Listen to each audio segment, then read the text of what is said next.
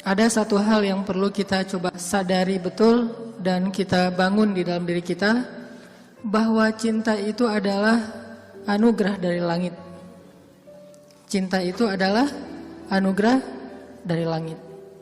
Bahwa cinta itu adalah pemberian dari Allah Subhanahu wa taala. Dan gak mungkin Allah memberikan rasa cinta yang membuat seorang hamba bertambah dosa, itu gak mungkin. Yang menambah dosa, yang menambah kejauhan kita dari Allah Subhanahu wa taala pasti bukan cinta. Jadi kalau ada rasa yang buat kita gak khusyuk dalam sholat, pasti bukan cinta. Kalau ada rasa yang bikin kita jadi sakit hati, pasti bukan cinta. Kalau ada rasa yang kemudian bikin kita malah melakukan perbuatan-perbuatan yang Allah gak suka, pasti bukan cinta. Itu disebut dengan wasawisus syaitan, yang ada di dalam hawa nafsu manusia. Sedangkan cinta semuanya berasal dari Allah Subhanahu wa taala. Dan cinta yang Allah titipkan kepada kita di antara hamba-hamba Allah di muka bumi, di langit dan seterusnya, itu cuma satu bagian dari 100 bagian cinta yang Allah simpan di dalam surga. Jadi satu bagian itulah yang kemudian kita lihat dari seorang ibu kepada anak, dari seorang ayah kepada putranya, dari seorang anak kepada orang tuanya, dari seorang pasangan kepada pasangannya, suami istri, istri kepada. Satu bagian yang kemudian dibagi di antara hamba-hamba Allah yang sangat banyak, miliaran bahkan tidak terhitung. Cuman satu bagian. Satu bagian itu kita udah bisa ngelihat pengorbanan seorang suami yang luar biasa. Kayak misalnya teman-teman yang nge-follow Rumah Teduh Sabadiin, ada seorang anak ngerawat ibunya di detik-detik terakhir sebelum ibunya wafat. Dia bacain Yasin, dibacain Al-Quran, dia pijat-pijat ibunya, dia belai ibunya, dia penuhi semua hak ibunya. Dan ini adalah gambaran hanya partikel kecil dari satu bagian cinta yang Allah turunkan ke muka bumi. Ini hal yang perlu kita sadari dulu teman-teman, bahwa cinta itu asalnya dari langit. Kalau kita butuh cinta dari siapapun, cinta dari orang soleh, cinta dari ulama, cinta dari orang tua, cinta dari pasangan, cinta dari calon pasangan, cinta dari mantan yang pengen balikan, cinta dari mana aja lah. Carinya tuh bukan di bumi, carinya di langit. Makin rendah sujud kita, makin kita menggetarkan arasy di langit.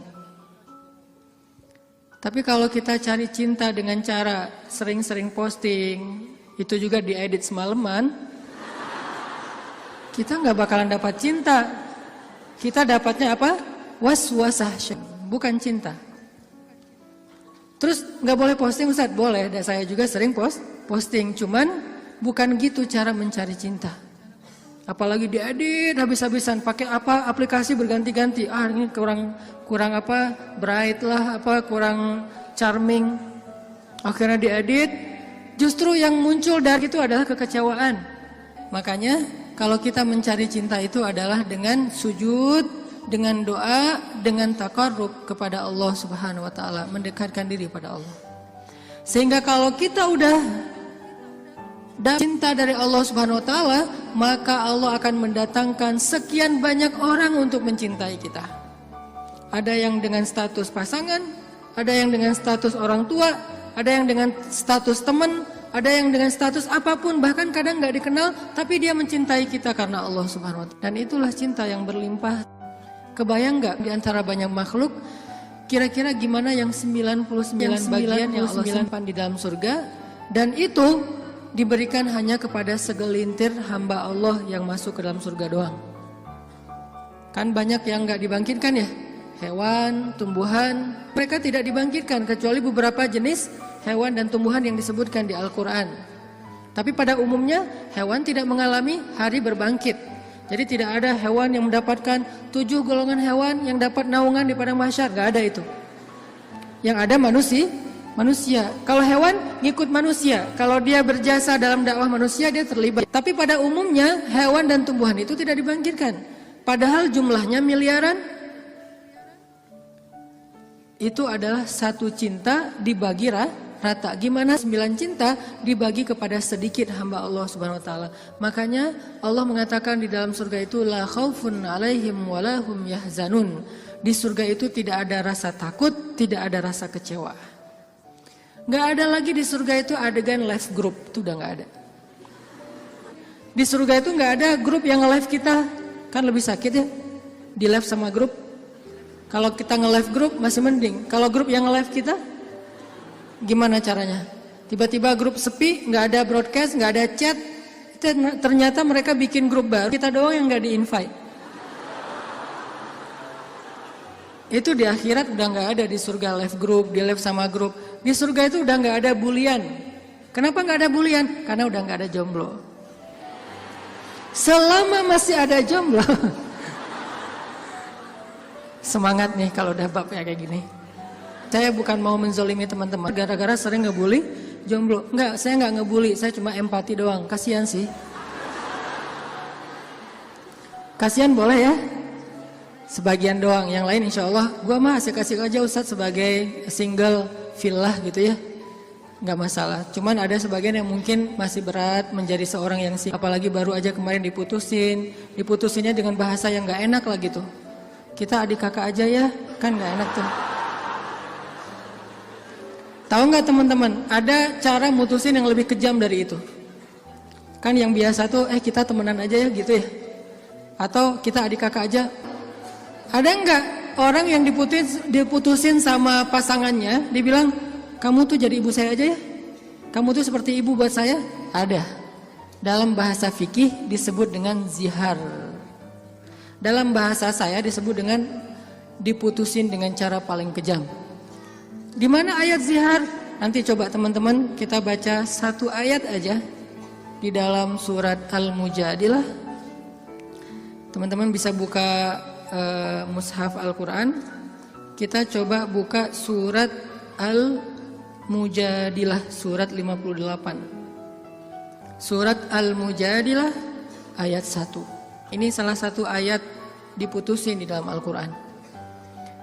Dan diputusinnya dengan cara yang paling kejam menurut Al-Quran. Saking kejamnya Allah kasih semacam punishment buat yang mutusin, dengan cara harus berpuasa selama 2 bulan berturut-turut. Jadi kan kamu dan saya jadi anak sama ibu ya, berarti dia harus berpuasa 2 bulan berturut-turut. Kenapa? Kejam banget.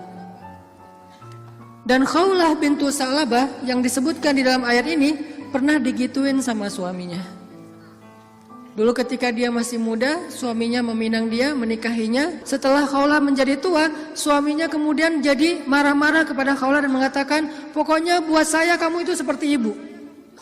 Ini bahasa zihar kalau dalam bahasa fikih.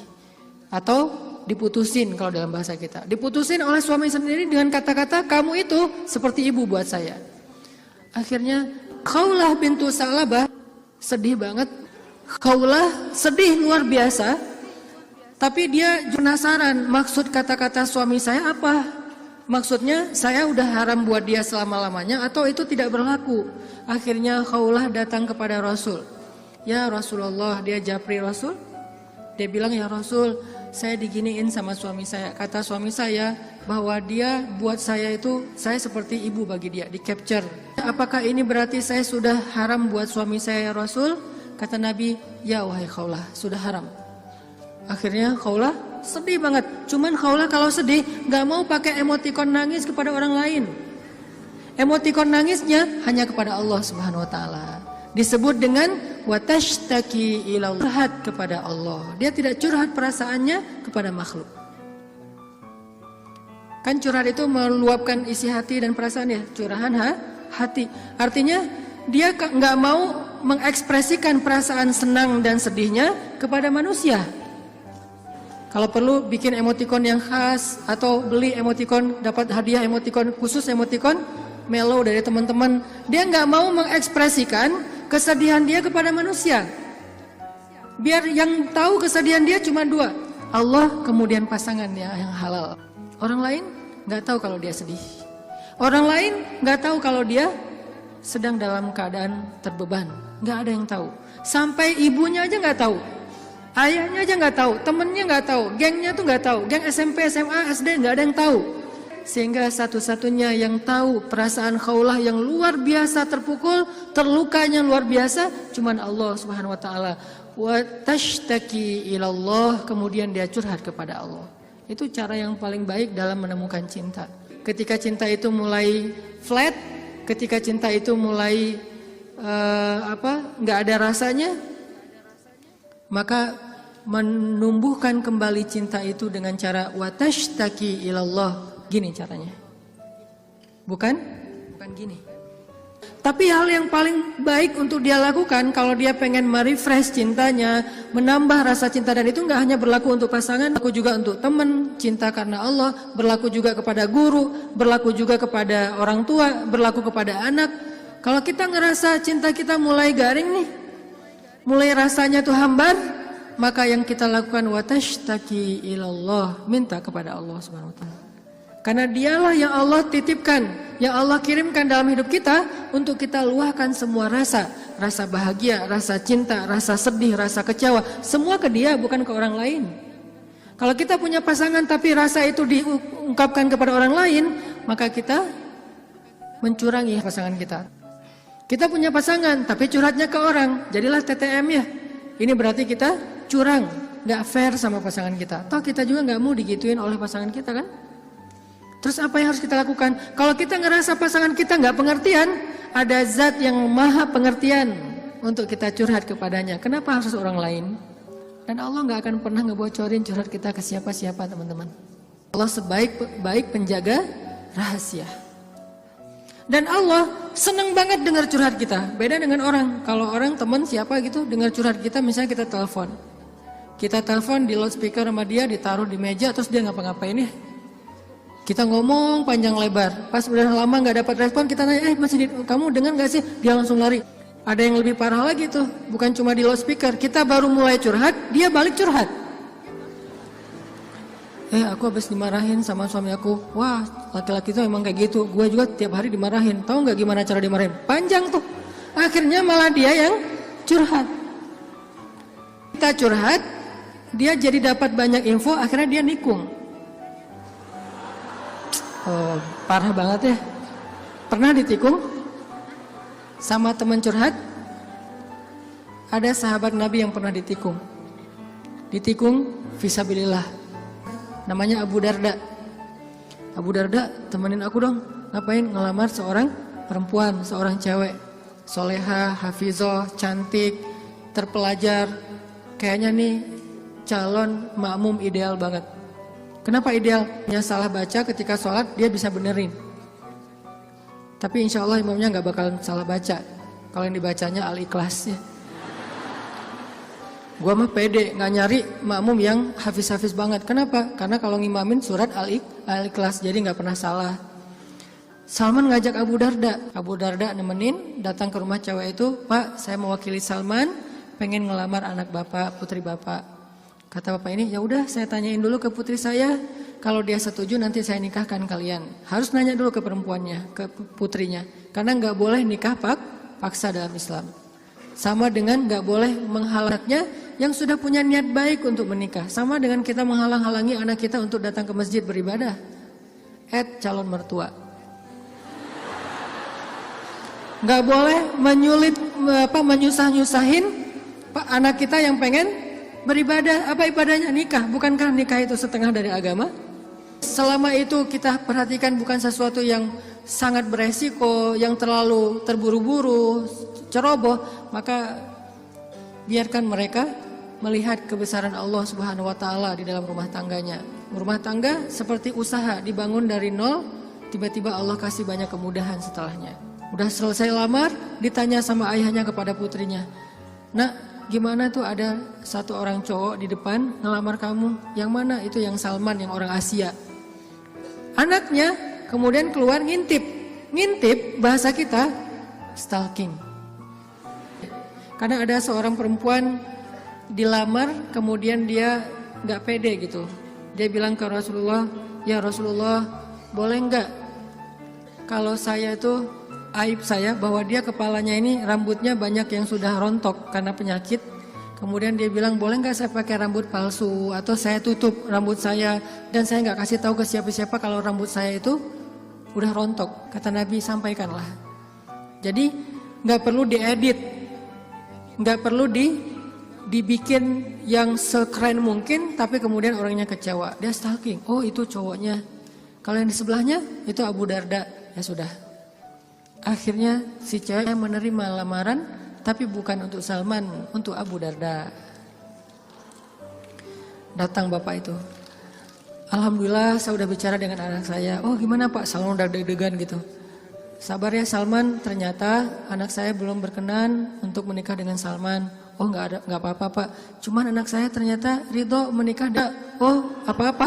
Jadi nggak enak hati gitu kan. Aduh Salman, ini bukan saya loh ya. Mintakan tadi kamu dengarkan saya ngomong apa. Kata Salman, udah biasa aja kali Abu Darda. Tapi saya nggak mau nikung kamu. Udah nggak apa-apa. Kan Allah menciptakan kita berpasang-pasangan. Masing-masing udah ada takdirnya. Akhirnya Abu Darda nggak enak banget. Si bapak juga terlalu vulgar. Harusnya kan biarin dulu mereka pulang di Japri ya. Abu Darda balik kan bisa ya. Abu Darda ditelepon gitu balik. Mau ada yang diobrolin. Kenapa di depan Salman? Sehingga Salman jadi sedih. Enggak, ternyata mereka paham. Cinta mereka itu karena Allah Subhanahu wa taala. Kalau belum berjodoh berarti emang bukan itu cintanya. Dan mereka tidak akan memberikan hatinya karena hati itu satu-satunya organ di datu yang paling berharga, dan dia nggak akan ngasih kecuali kepada orang yang sudah berakad. Saya terima nikahnya, dan kemudian dikatakan oleh saksi sah. Kecuali saksinya mantan, itu nggak bakalan sah. Saya terima nikahnya. Gimana saksi? Belum. Oh ya, ulangi lagi. Udah 100 kali, belum aja. Kenapa? Saksi nggak bisa move on. Yang lebih berat tuh bukan saksinya yang mantan, KUA-nya yang mantan. Tuh parah tuh. Ini kenapa ya persyaratan nggak ada yang lengkap ya? Semuanya persyaratan kurang aja gara-gara KUA-nya adalah mantan. Nauzubillah ya. Kan pernah viral tuh di Instagram yang seseorang ngelakuin kriminal kemudian disidang. Kebayang gak sih pas lagi di sidang gitu ternyata ketua majelis hakimnya itu mantan kita. Wah, jadi kamu setelah putus dari aku jadi gini? Iya, aku gak bisa hidup lagi tanpa kamu. Ya udah apa? Kamu saya vonis menikah dengan saya. Gak penting juga. Nah akhirnya kita balik lagi ke cerita Khawlah. Khawlah curhat kepada Allah. Ketika ada masalah, Khawlah bilang ya Rabbi ilahi. Dia curhat, dia nangis, dia habis-habisan hanya di hadapan Allah saja. Ketika di hadapan manusia, dia nggak mau menunjukin dirinya lelah di hadapan manusia. Dia nggak mau menunjukin dirinya fragile di depan manusia. Dia hanya menunjukkan kelemahan dirinya di hadapan Allah. Allah ilahi, saya fakir sedangkan engkau maha kaya. Saya lemah sedangkan engkau maha perkasa. Saya bodoh sedangkan engkau maha bijaksana. Saya bingung sedangkan engkau maha tahu segala-galanya. Kita tunjukkan semua kelemahan kita, curhatnya kepada Allah, jangan kepada makhluk. Dan Allah senang banget dengar curhat hambanya. Apa nama Allah yang maha mendengar? Sami'un. Allah itu gak pernah lelah mendengar curhat, doa, dan semua isi hati hamba-hambanya ketika mereka berbicara kepada Allah. Ya Allah, ya Allah. Setiap hari kita berdoa kepada Allah dengan doa yang sama, Allah gak pernah bosan. Makanya Allah As-Sami' yang maha mendengar. Makin panjang curhat kita, Allah makin sayang sama kita. Beda kan sama orang, makin panjang curhat kita, makin ditandain besok-besok kalau kita telepon gak akan diangkat lagi. Pura-pura sibuk lah, terus kalau kita WA, japri gitu nggak dibaca-baca, pura-pura tadi tinggalan handphonenya apa segala macam. Karena gitu kita mau curhat, bukannya Allah mendengar doang, malah Allah mendatangi kita. Wa idza salaka ibadi anni, kalau hambaku bertanya kepadamu, di mana Allah? Saya pengen curhat. Wa idza salaka ibadi anni fa inni qarib. Aku dekat. Artinya ketika kita pengen curhat, Allah mendatangi kita. Kadang-kadang kita nggak pengen curhat aja, Allah mendatangi kita karena pengen dicurhatin. Kan baik banget Allah tuh. Padahal kan yang butuh kita ke Allah, bukan Allah butuh kita. Tapi karena saking pemurahnya Allah, dari arasnya turun ke langit dunia. Setelah turun ke langit dunia, Allah bertanya, hal min dhi hajah, ada enggak hamba-hambaku yang butuh pertolongan? Allah manggil-manggil kita tuh di langit dunia tuh. Allah manggil-manggil kita, kita tidur. Ilfil enggak Allah?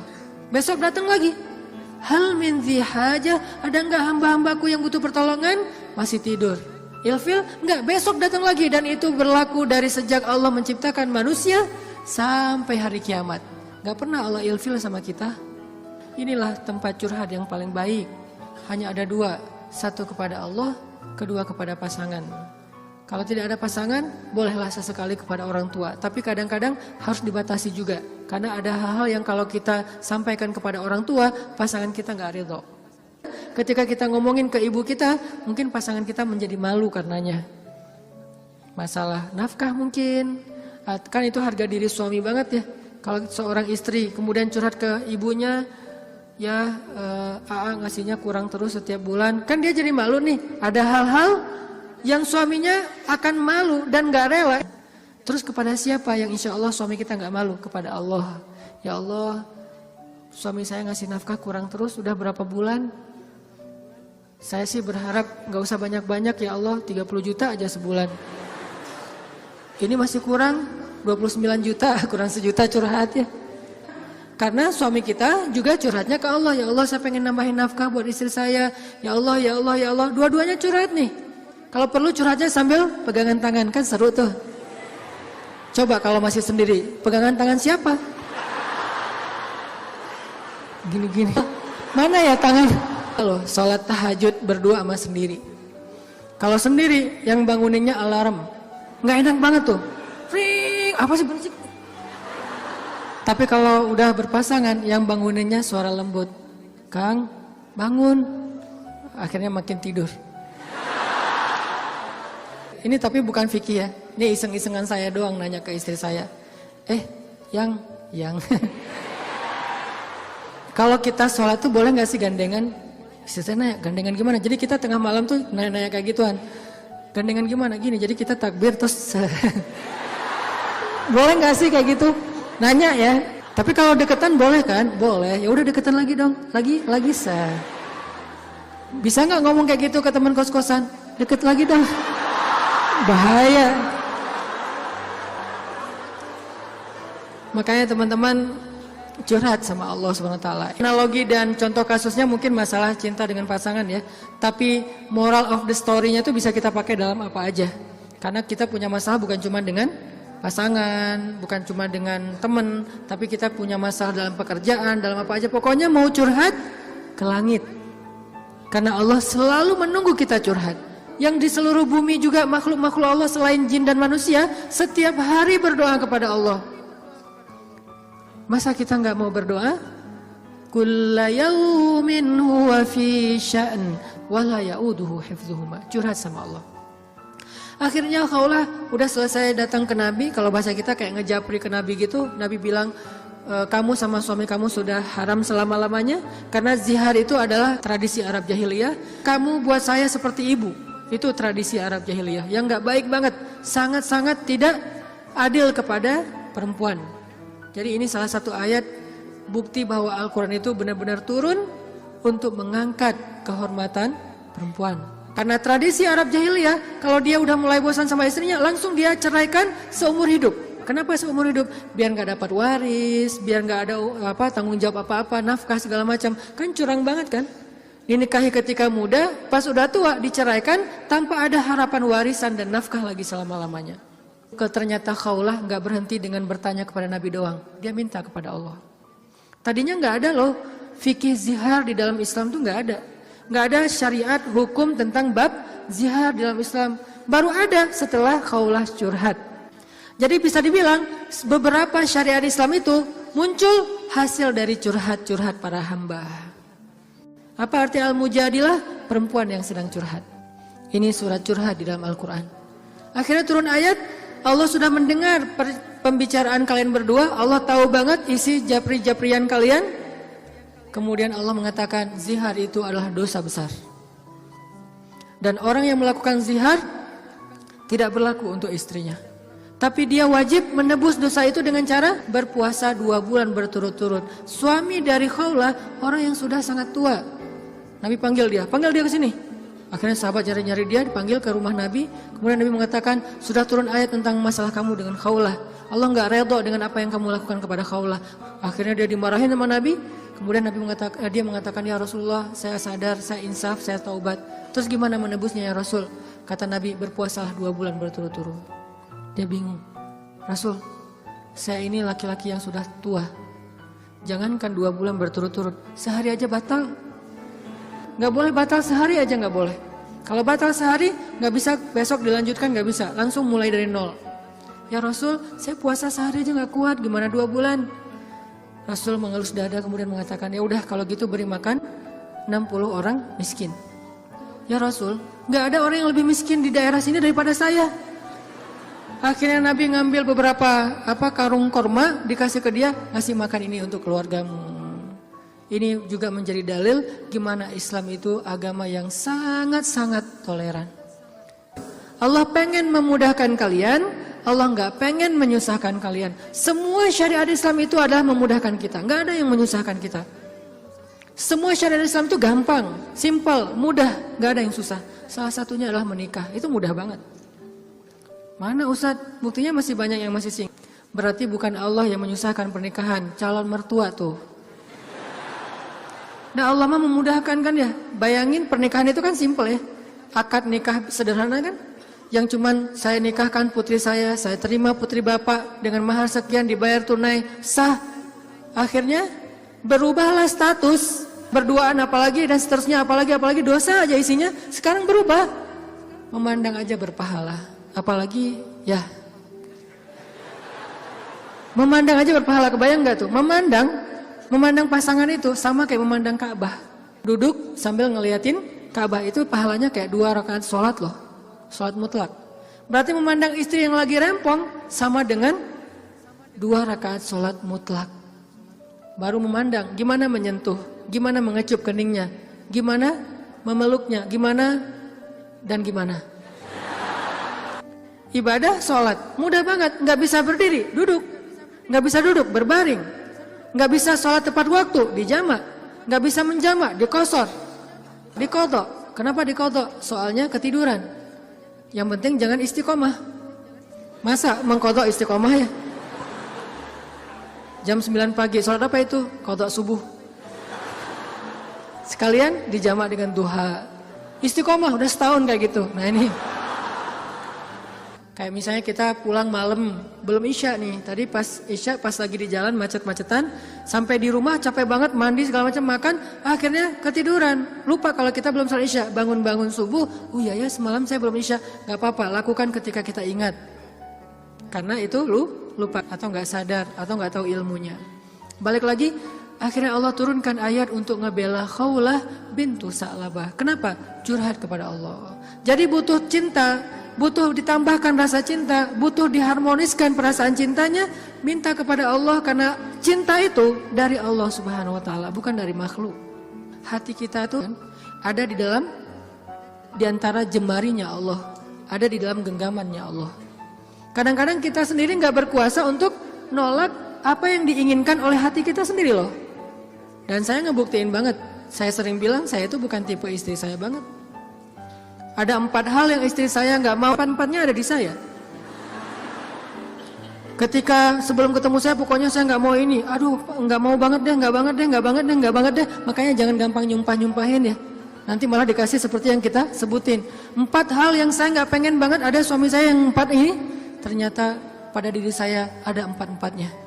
Ya Allah, tundukkanlah hatinya untukku, ditundukkan. Kok saya nggak bisa nolak kamu? Ya. Kuat-kuatan doa kan? Dia berdoa, ya Allah please jangan orang itu. Ya Allah please yang dia. Kuat-kuatan doa. Ya Allah jangan orang itu please, jangan orang itu. Ya Allah please dia aja, jangan yang lain. Ustadz dilawan ya. Doa. Jadi minta sama Allah itu gampang banget loh. Hidup kita tuh cuma masalahnya cuma gini doang. Buat saya hidup saya itu modalnya bukan duit, bukan teman, walaupun itu semuanya penting dan berharga, tapi modal paling penting dalam hidup saya itu ini. Makanya saya nggak mau sama sekali menggadaikan doa dengan makanan yang syubhat dan haram, nggak mau saya. Misalnya jalan ke luar negeri kayak kemarin New Zealand, Jepang yang bukan yang muslimnya minoritas kan susah nyari makan halal tuh.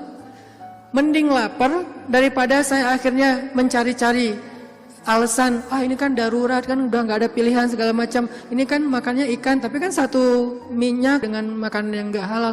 KFC kalau di luar negeri itu halal. Mungkin kalau di Singapura McD KFC-nya udah ada label halal. Tapi kalau di beberapa negara yang lain nggak ada label halal. Walaupun ayam kan bukan babi Ustaz, bukan pork. Tapi kan dia nggak disembelih dengan nama Allah. Saya nggak mau. Pengen ngerasain gimana ya rasanya ayam goreng di mana gitu, ayam kriuk di mana, dia beda dengan di Indonesia. Tapi kan itu bahayanya bukan masalah hal haram, menggadaikan doa kita. Begitu kita makan, kenyangnya cuma sebentar, nanti juga udah lapar lagi, tapi doa kita ditolak 40 hari 40 malam. Dimana kalau pas lagi di luar negeri, terus kita ada masalah di imigrasi pas di bandara, kita berdoa gimana cara Allah akan mengabulkan? Kenapa? Modal kita dalam hidup tuh doa banget tuh. Saya ngerasa banget banyak keajaiban dalam hidup gara-gara berdoa. Bukan berarti saya udah soleh ya, bukan. Allah yang maha baik. Minta, ya Allah saya lagi butuh ini. Jadi duit kita teman-teman ada di sisi Allah. Jadi gak usah khawatir, tinggal minta. Teman-teman khawatir gak nyimpan duit di bank? Gak khawatir kan? Uang ada di bank 1M. Tenang kan? Kenapa kok tenang nitip uang 1M kepada manusia, tapi nggak tenang menitipkan harta itu kepada Allah? Ini nggak fair nih imannya nih. Kalau Allah lebih dahsyat daripada kartu dan buku rekening apa? Allah tidak pernah ingkar janji. La yukhliful mi'ad. Allah lah yang memberi kalian rezeki. Allah lah yang menjamin untuk kalian hidup. Sehingga buat saya pribadi, saya tuh orang kaya. Uangnya di mana Ustaz? Di Allah. Saya tuh orang kaya, punya banyak aset. Mana asetnya? Allah yang tahu, saya nggak tahu. Tapi Allah tahu. Kan gitu kan, sederhana sebetulnya. Gampang banget, duit ada di Allah. Sama kayak orang bilang, saya banyak duit, alhamdulillah sekarang ada beberapa ratus juta. Di mana? Di bank. Aman? Enggak. Walaupun kita merasa nyaman, tapi nggak aman. Kalau di Allah, kita nggak merasa nyaman. Padahal itu yang paling aman. Tapi kan nggak ada wujudnya Ustaz. Emang di bank ada wujudnya? Tapi kan nggak ada bukti apa-apa segala macam. Apakah Allah pernah ingkar janji? Nggak pernah. Tapi nariknya gimana Ustaz? Kalau ke bank kita tinggal datang ke tellernya, kita minta. Kalau ke Allah lebih gampang, nggak perlu macet-macetan ke teller, nggak perlu ngambil nomor antri, tinggal gini doang. Lebih mudah. Nggak ada tapi untuk Allah. Tapi itu hanya berlaku buat kita. Sebaik apapun kita ada tapinya. Tapi kan dia juga manusia. Minimal. Kalau enggak, tapi kan dia enggak jujur, tapi kan dia jahat, tapi kan dia curang. Kalau dia orang baik, tapi kan dia manusia. Tetap ada kurangnya kan? Kalau Allah enggak ada tapinya. Allah enggak akan memberikan harta karena kekurangan. Allah maha kaya. Allah terlalu sibuk. Allah maha kuasa. Allah enggak dengar. Allah maha mendengar. Allah misalnya enggak melihat. Allah maha menyaksikan. Apa sih yang kita persoalkan dari Allah? Tinggal gini doang. Tapi saya udah sering gini gak didengar sama Allah. Berarti kita gak punya kontrak. Kontrak itu udah kita batalin dengan makanan yang haram. Kontrak itu udah kita batalin dengan memutuskan silaturahim. Kontrak itu udah kita batalin dengan berburuk sangka kepada Allah. Itu kan yang membatalkan kontrak. Begitu kita berburuk sangka kepada Allah, apa sih maunya Allah nih? Ya Allah please tolong saya dong. Tapi ngomongnya apa sih maunya? Allah batal kontraknya. Harusnya kita mengatakan, ya Allah bantu saya ya Allah. Saya yakin tidak ada sesuatu yang sia-sia dari takdirmu. Kita berbaik sangka kepada Allah, maka Allah pasti akan menunaikan janji. Wa aufu bi ahdi, ufi bi ahdikum. Tunaikan janji kalian kepada aku tunaikan janji aku kepada kalian. Modal itu doa banget teman-teman. Doa banget. Cinta, mau dapat sahabat, mau dapat pasangan, mau dapat kasih sayang orang tua, mau dapat doa dari orang-orang soleh, mau dapat rezeki yang berkah, mau dapat terutama cinta dari Allah. Caranya adalah menengadahlah ke langit, bukan ke bumi.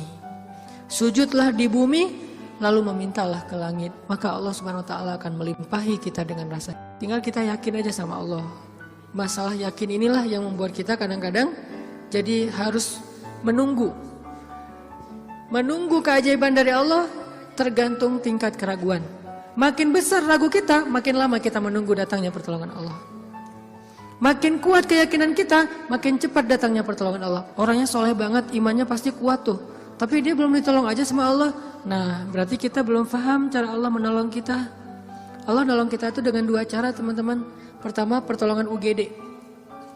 Apa yang dilakukan Allah? Allah akan menolong hati kita terlebih dahulu. Bukan masalah kita diangkat, hatinya yang dikuatkan. Itu pertolongan Allah. Tapi diuji oleh Allah dengan sakit, dengan kemiskinan. Kok Allah nggak mendengar doa dia? Nggak, Allah mendengar doa dia.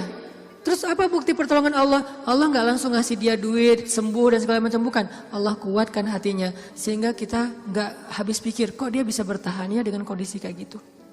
Kok dia tetap bisa bahagia ya dengan keluarganya dalam kondisi kayak gitu. Ibu di rumah Teduh Sahabadiin itu, ibu ini pasien kanker apa gitu. Beliau udah parah banget dan dirawat sendiri di rumah sakit, nggak ada yang jagain. Kenapa? Karena suaminya lumpuh. Kebayang nggak tuh ujian rumah tangga? Anaknya masih kecil-kecil. Salah satu anaknya tuh SMA ngurus ayahnya. Sementara suaminya lumpuh udah nggak bisa ngapa-ngapain, maaf. Buang air kecil, air besar di tempat tidur, semuanya di tempat tidur, nggak berdaya. Istrinya kanker stadium lanjut, dirawat di Rumah Sakit Hasan Sadikin, tapi nggak dapat kamar sehingga harus bolak-balik. Kalau bolak-balik ke rumah jauh, akhirnya tinggal di rumah Teduh. Cuman yang pertanyaan istri saya agak heran, udah berapa lama suaminya lumpuh? Udah 3 tahun. Istri saya ngelihat anaknya baru 1 tahun. Loh, anaknya baru 1 tahun ya? Iya. Suaminya udah lumpuh 3 tahun. Terus gimana caranya? Maksudnya masih bisa dikasih keturunan, yang penting jangan dibayangin aja. Gak boleh ngebayangin. Kita hanya ngebahas hikmah. Bukan kok bisa ya? Masya Allah luar biasa ya. Allah masih tetap ngasih kebahagiaan kepada mereka. Anak bayi sebagai hiburan buat mereka. Kalau suaminya lagi kangen anaknya dibawa ke rumah. Kalau istrinya lagi kangen dibawa ke rumah sakit. Ganti-gantian penyejuk hati mereka. Allah pengen menguatkan hati mereka dengan sakitnya lewat seorang bayi. Itu cara Allah menolong kita teman-teman sebelum diangkat masalah kita. Sehingga jangan salah paham kalau ada orang soleh miskin. Kalau ada orang soleh sakit. Kalau ada orang soleh kena musibah terus. Mungkin Allah tidak langsung menyelesaikan masalah dia. Tetapi Allah lebih suka untuk menjaga hati dia. Karena dengan cara kayak gitu Allah akan terus dekat dengan dia. Kadang kalau kita diselesaikan masalahnya oleh Allah tiba-tiba jadi jauh kan? Ya Allah tolong saya tahajud 1 juz 1 malam. Luar biasa tuh kalau lagi ada masalah. 1 masalah selesai gak usah tahajud. Sholat aja dijamak lagi tuh tadi. Maghrib dijamak dengan isya, zuhur dijamak dengan asar, subuh dijamak dengan duha. Jadi sehari menjamak 3 kali sholat. Kenapa? Udah gak ngerasa butuh sama Allah. Allah tahu itu.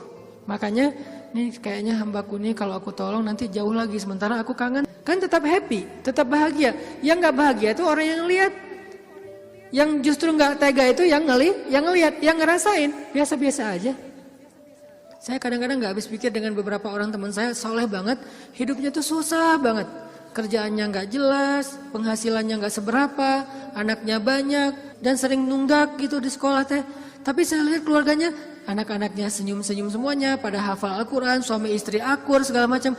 Kok mereka bisa bahagia dengan modal hidup yang cuma segitu, sementara ada keluarga lain yang modal hidupnya berlimpah tapi gak bahagia. Karena yang ini ditolong hatinya, yang itu tidak ditolong hatinya. Minta aja sama Allah, apapun masalah kita. Apalagi cuma masalah perasaan hati. Allah bolak-balikan hati sesuka Allah. Gampang banget buat Allah. Kadang-kadang yang saya cerita, ketika kita terbesit dalam hati aja Allah wujudkan kan. Kayak ada seorang ibu di Dumai, cuman terbesit di hati gak ngomong loh. Tiba-tiba saya kepikiran, pengen ke Dumai Kenapa Ustaz? Gak tahu, pengen aja ke Dumai. Akhirnya kita ngumpulin tuh daftar yang ngundang di seluruh Indonesia. Terus kita yang nentuin mau kemana. Ke Dumai Akhirnya nentuin beli tiket ke Dumai. Walaupun sebetulnya jadwalnya tuh rush banget loh. Jadi jadwalnya tuh sangat padat. Tapi bela-belain ke Dumai. Kenapa? Allah yang menuntun hati saya, menggerakkan hati saya untuk datang ke Dumai. Begitu saya sampai di Dumai, ternyata Allah men-setting beliau yang menjemput kita di bandara. Lalu satu mobil, kata beliau, inilah batin saya sebulan yang lalu. Allah ngasih bukan cuma di sebuah taklim, satu mobil bisa curhat masalahnya. Bukan saya soleh, bukan, dianya yang solehah. Allah yang maha baik. Dan kita bisa banget. Jadi kalau orang bisa datang ke kita lewat doa, berarti jodoh juga bisa datang ke kita lewat doa. Tinggal kuat-kuatin aja doanya kayak tadi. Saya pernah satu raudhah dengan seorang calon pejabat ya. Satu raudhah, dia lagi umroh, saya juga lagi umroh. Kita satu karpet hijau tuh raudhah. Kebenaran saya tahu beliau dan gak setuju dia menjabat karena banyak mudaratnya daripada manfaat. Dan saya tahu karena mau menjabat waktu itu, dan saya tebak-tebak aja nih kayaknya doanya supaya dia dipilih nih. Dia doa di sebelah saya juga doa di sebelah dia. Saya doanya pas dengerin kayaknya khusyuk banget doanya, nangis-nangis itu. Ya Allah, tolong jangan kabulkan doa orang di sebelah. Ya. Karena mudaratnya lebih banyak, saya nggak rela banget dia yang berkuasa karena bahaya banget. Jelas doa itu yang paling luar biasa. Sama kayak kita menjalani hidup, ada masalah dikit tinggal gini kan. Sama kayak kita ada asuransi, ada masalah dikit tinggal klaim. Cuman ngeklaim asuransi kan lama nih. Kita harus bayar 200.000 dulu, kita harus ada prosesnya dulu. Kalau ke Allah, kenapa kita ngeluh? Kok lama banget ya Allah, kok lama banget? Enggak, kalau kita yakin akad kita dengan Allah di sini. Makin kuat di sini, makin cepat Allah menolong kita, dan itu ajaib banget. Saya nolak kalau misalnya Allah mau mendatangkan sesuatu dalam hidup saya, gimana pun ditolak tetap akan datang. Tetap akan ketemu. Alam yajidka yatiman fa'awah wa wajadaka dhallan fahada wa wajadaka ailan fa'aghna. Itu yang jadi modal kita. Bukankah dulu kita pernah ngalamin masa-masa sendiri kemudian Allah beri kita keluarga, masa-masa ketika kita bingung Allah beri kita petunjuk. Fa'ammal yatima fala taqhar wa ammas sa'ila fala tanhar wa amma bi ni'mati rabbika fahaddis. Apa maksud wa amma bi ni'mati rabbika fahaddis? Nikmat Tuhanmu itu dibicarakan. Maksudnya apa? Untuk membuat kita makin yakin sama Allah. Ya, dulu kan Allah pernah nolong kita. Dulu kita pernah lapar, Allah yang beri kita makan. Dulu kita pernah bingung di sebuah kota mau kemana, Allah kasih kita tempat tinggal. Dulu kita pernah bingung sendiri, Allah kesepian sendiri, Allah kasih kita keluarga. Itu yang dibahas untuk tajdidul iman, memperkuat iman kita kepada Allah Subhanahu wa taala. Jadi kesimpulannya teman-teman, bahwa kita butuh apa aja mintalah sama Allah, termasuk cinta. Jangan begging kepada manusia, karena itu akan menjatuhkan harga diri kita. Kalau mau begging, mengemislah kepada Allah Subhanahu wa taala. Makin kita mengemis kepada Allah, makin Allah angkat derajat kita. Makin mengemis, makin mulia. Kalau ke manusia, makin mengemis, makin hina. Mudah-mudahan ini menjadi booster buat kita, bukan hanya dalam masalah pernikahan, tapi juga dalam semua masalah hidup kita. Dan la tahzan, innallaha ma'ana. Gak usah khawatir, jangan sedih, jangan putus asa. Allah itu selalu bersama kita. Kenapa kita tidak mengandalkan ini?